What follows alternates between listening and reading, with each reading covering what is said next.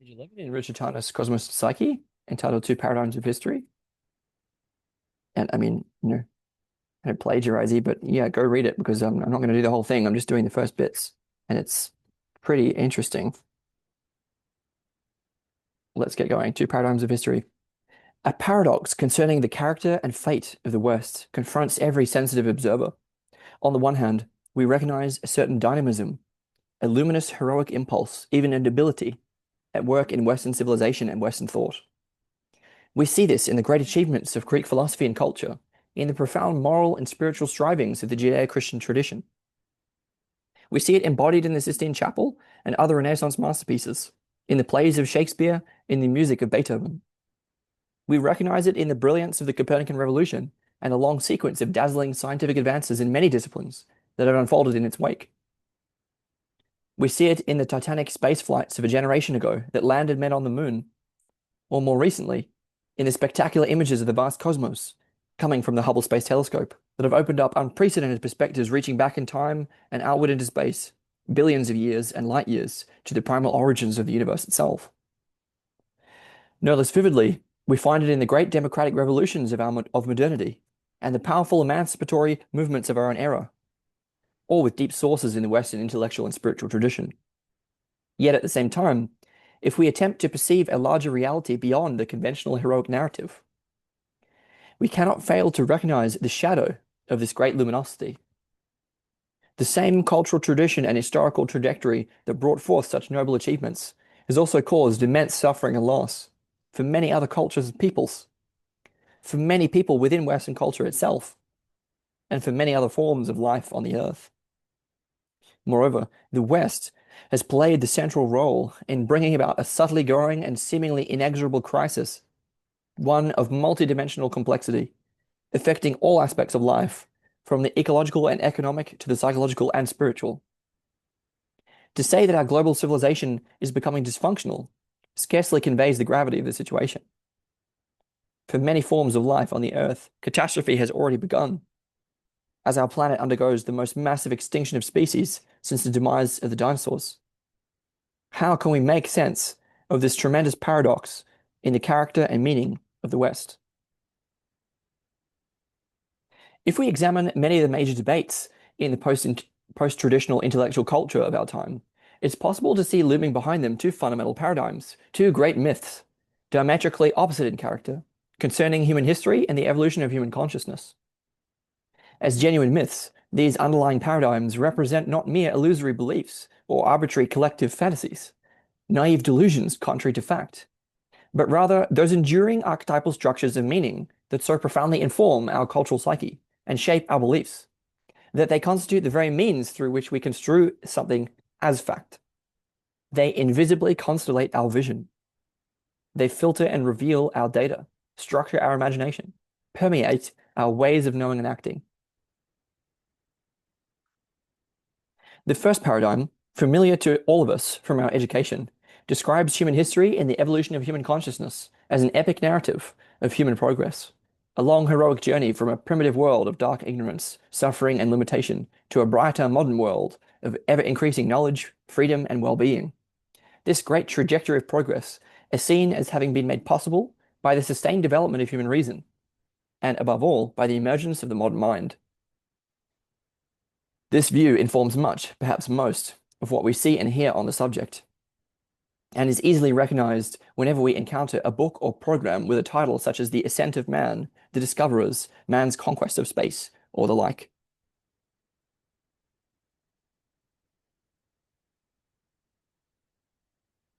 The direction of history is seen as onward and upward. Humanity is typically personified as man, anthropos, homo, etc., and imaged, at least implicitly, as a masculine hero, rising above the constraints of nature and tradition, exploring the great cosmos, mastering his environment, determining his own destiny. Restless, bold, brilliantly innovative, ceaselessly pressing forward with his intelligence and will, breaking out of the structures and limits of the past, ascending to ever higher levels of development, forever seeking greater freedom and new horizons, discovering ever wider arenas for self-realization. In this perspective, the apex of human achievement commenced with the rise of modern science and democratic individualism in the centuries following the Renaissance. The view of history is one of progressive emancipation and empowerment. It is a vision that emerged fully in the course of the European Enlightenment of the 17th and 18th centuries, though its roots are as old as Western civilization itself. As with all powerful myths, we have been, and many perhaps remain, largely unconscious of this historical paradigm's hold on our collective imagination. It animates the vast majority of contemporary books and essays, editorial columns, book reviews, science articles, research papers, and television documentaries, as well as political, social, and economic policies. It is so familiar to us, so close to our perception, that in many respects it has become our common sense. It has become our common sense, the form and foundation of our self-image as modern humans. We have been so long identified with this progressive understanding of the human project, and particularly of the modern Western project, that it's only in recent decades that we've begun to be able to see it as a paradigm. That is, to be able to see, at least partly, from outside its sphere of influence. The other great historical vision tells a very different story. In this understanding, human history and the evolution of human consciousness are seen as a predominantly problematic, even tragic narrative of humanity's gradual but radical fall and separation from an original state of oneness with nature and an encompassing spiritual dimension of being.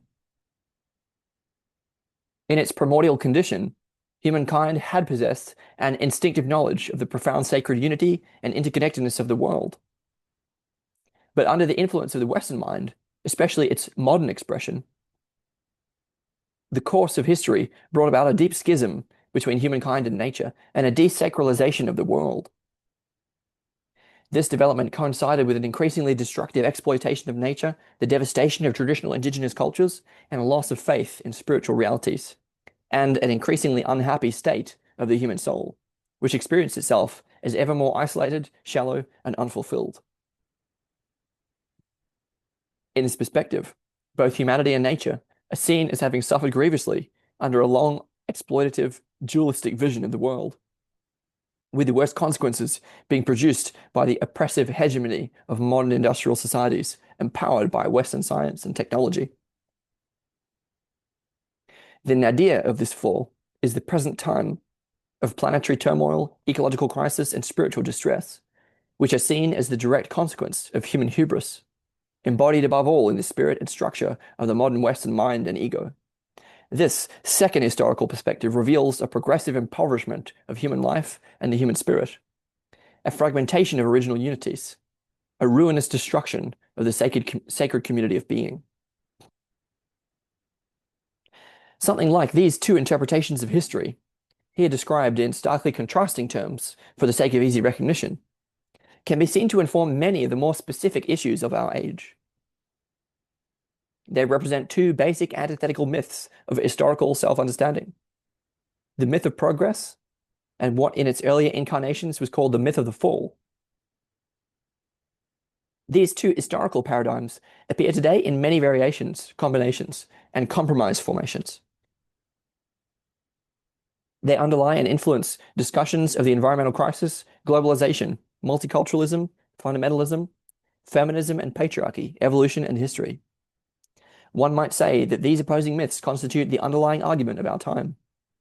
Whither humanity, upward or downward? How are we to view Western civilization, the Western intellectual tradition, its canon of great works? How are we to view modern science, modern rationality, modernity itself? How are we to view man? Is history ultimately a narrative of progress or of tragedy? John Stuart Mill made a shrewd and wise observation about the nature of most philosophical debates. In his splendid essay on Coleridge, he pointed out that both sides in intellectual controversies tended to be in the right in what they affirmed, though in the wrong in what they denied.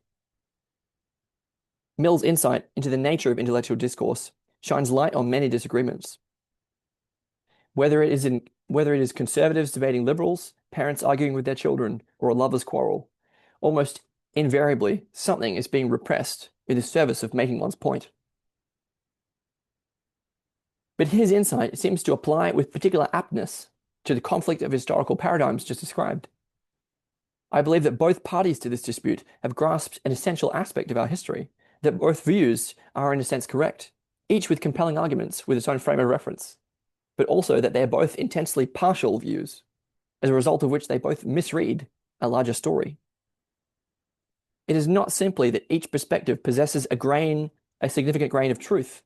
Rather, both historical paradigms are at once fully valid and yet also partial aspects of a larger frame of reference, a meta-narrative, in which the two opposite interpretations are precisely intertwined to form a complex integrated whole. The two historical dramas actually constitute each other. Not only are they simultaneously true, they're embedded in each other's truth.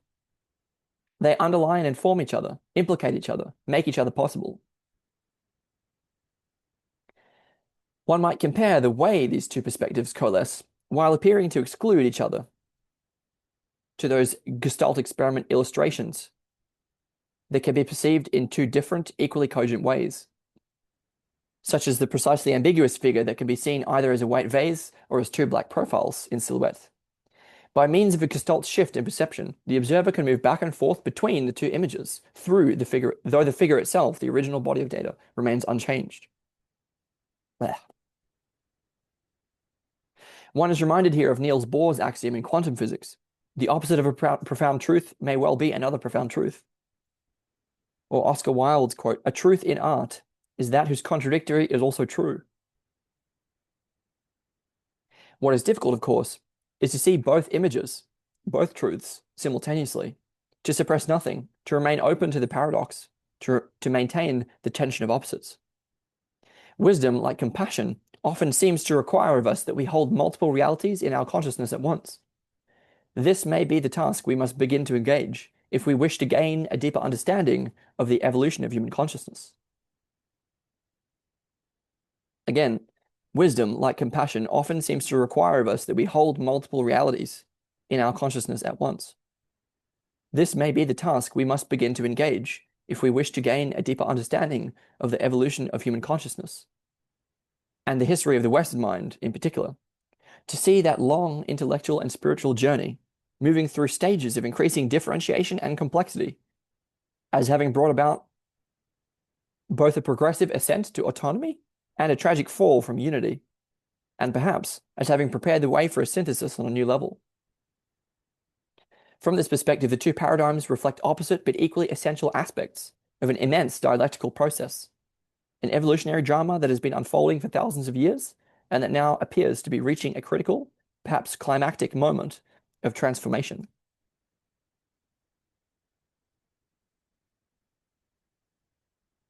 There is another important party to this debate, another view of human history, one that instead of integrating the two opposites, the two opposing historical perspectives, into a larger, more complex one, appears to refute them both altogether. This third view, articulated with increasing frequency and sophistication in our own time, holds that no coherent pattern actually exists in human history or evolution, at least none that's independent of human interpretation. This is the sort of performative contradiction of nihilism, anyway. If an overarching pattern in history is visible, that pattern has been projected onto history by the human mind under the influence of various non-empirical factors: cultural, political, economic, social, sociobiological, psychological. In this view, the pattern, the myth or story, ultimately resides in the human subject, not the historical object. The object can never be perceived without being selectively shaped by an interpretive framework, which itself is shaped and constructed by forces beyond itself and beyond the awareness of the interpreting subject. Knowledge of history, as of anything else, is ever shifting, free-floating, ungrounded in an objective reality. Patterns are not so much recognized in phenomena as read into them. History is, finally, only a construct. On the one hand, this robust skepticism that pervades much of our postmodern thought is not far from that necessary critical perspective that allows us to discuss paradigms at all, to make comparisons and judgments about underlying conceptual structures, such as those made above. Its recognition of the radically interpretive factor in all human experience and knowledge, its understanding that we are always seeing by means of myth and theories, that our experience and knowledge are always patterned and even constituted by various changing a priori and usually unconscious structures of meaning, is essential to the entire exercise we've been pursuing. On the other hand, this seemingly paradigm-free relativism, whereby no pattern or meaning exists in history except as constructed and projected onto history by the human mind, is itself clearly another paradigm. It recognizes that we always see by means of myths and interpretive categories, but fails to apply that recognition consistently to itself. It excels at seeing through, but perhaps has not seen through enough. In one sense, this form of the postmodern vision may be best understood as a direct outgrowth, possibly an inevitable one, of the progressive modern mind in its ever-deepening critical reflexivity, questioning, suspecting, striving for emancipation through critical awareness, reaching here in its most extreme development, what is essentially a stage of advanced self-deconstruction.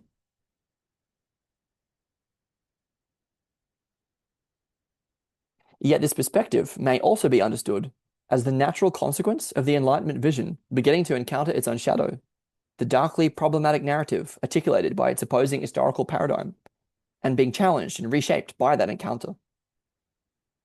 For just this reason, the deconstructive postmodern perspective may represent a crucial element in the unfolding of a new and more comprehensive understanding. There is a deep truth in this view, though it too may be a deeply partial truth, an essential aspect of a much larger, more embracing, and still more richly complex vision. The postmodern mind may eventually be seen as having constituted a necessary transitional stage between epochs, a period of dissolving and opening between larger sustained cultural paradigms. To begin to explore how all this might be so, and to understand better the historical and philosophical context for the perspective introduced in this book, let us take a more precise look at the basic nature of the modern worldview. And I will continue again with forging the self and disenchanting the world, which is really what I wanted to get to, but not today.